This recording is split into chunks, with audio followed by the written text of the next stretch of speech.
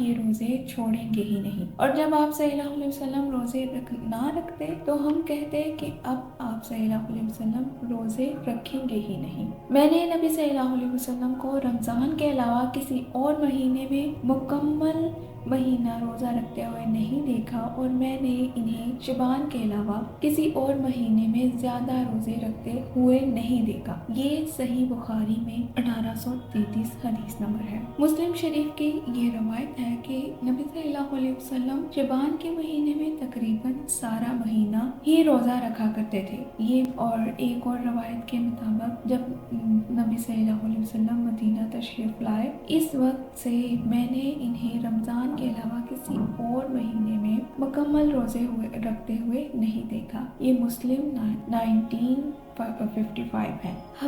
हाफिज इब्ने हजर रहमतुल्लाह कहते हैं कि नबी सल्लल्लाहु अलैहि वसल्लम के नफली रोजे बाकी सब महीनों से ज्यादा होते थे, बल्कि नबी सल्लल्लाहु अलैहि वसल्लम शबान के महीने में अक्सर अय्याम रोजे रखा करते थे। असामा इब्ने ज़ैद रज़ी अल्लाह ताला अन्हु फरमाते हैं कि मैंने रसूलुल्लाह सल्लल्लाहु अलैहि वसल्लम से कहा, ए अल्लाह के रसूल सल्लल्लाहु अलैहि वसल्लम, मैं देखता हूँ कि आप बाकी महीनों में इतने रोजे नहीं रखते जितने शबान में रखते हैं। तो रसूलुल्लाह सल्लल्लाहु अलैहि वसल्लम ने फरमाया, ये ऐसा महीना है जिसमें लोग गफलत का शिकार रहते हैं। ये महीना रजब और रमजान के दरमियानी महीना है, और ये ऐसा महीना है जिसमें अमाल अल्लाह रब्बुल इज्जत के पास उठाए जाते हैं, और मैं ये पसंद करता हूँ कि मेरे अमाल रोजे की हालत में उठाए जाएं। ये नसाई की रवायत है। और अबू दाऊद की रवायत है कि हज़रत आयशा रज़ी अल्लाह ताला अन्हा बयान करती हैं कि रसूलुल्लाह सल्लल्लाहु अलैहि वसल्लम शबान में सबसे ज्यादा रोजे रखना पसंद करते थे और फिर उसे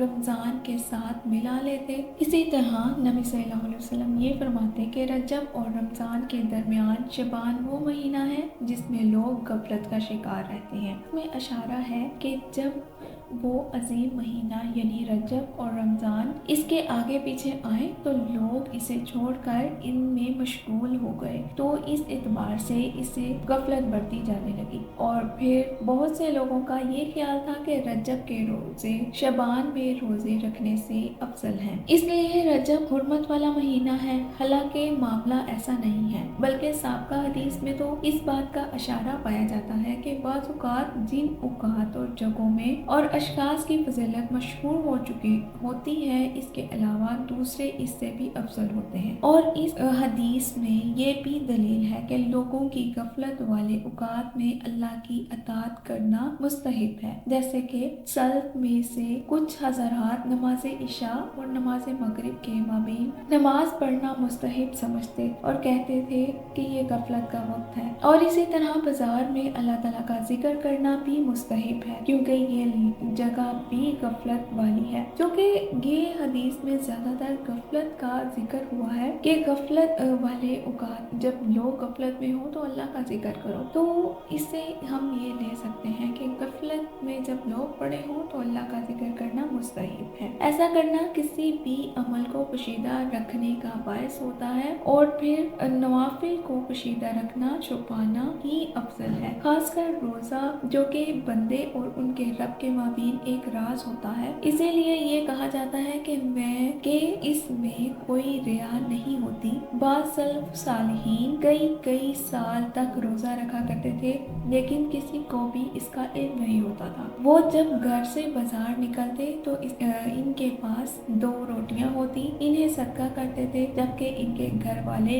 यही ख्याल करते थे कि इन्होंने खुद खाई है, और बाजार वाले ये समझते कि वो घर से खा कर आए हैं। सल्फ रहमतुल्लाह ये मुस्तहिब समझते थे कि ऐसी चीज का इजहार किया जाए जो रोजे को मुख्फी रखे। रमजान मुबारक से कबल ही पिछले रमजान के रोजे की कज़ा अदा करने पर कादिर होना चाहिए। लाजमी तौर पे आपको पिछले रोजों की कज़ा कर देनी चाहिए, और ये बेहतरीन और मुस्तहिब अमल है। इसी तरह शबान में रोजे रखने का फायदा ये भी है कि रमजान के लिए रोजे रखने की मशक हो जाती है, और رمضان میں روزے رکھنے سے مشقت بھی نہیں ہوتی کیونکہ انسان اس کا عادی بن چکا ہوتا ہے، اور جب شعبان کا مہینہ رمضان کے مقدمے کی حیثیت رکھتا ہے تو اس لیے اس میں روزے رکھنا اور تلاوت قرآن پاک کرنا اور صدقہ خیرات کرنا چاہیے تاکہ رمضان میں آسانی پیدا ہو سکے،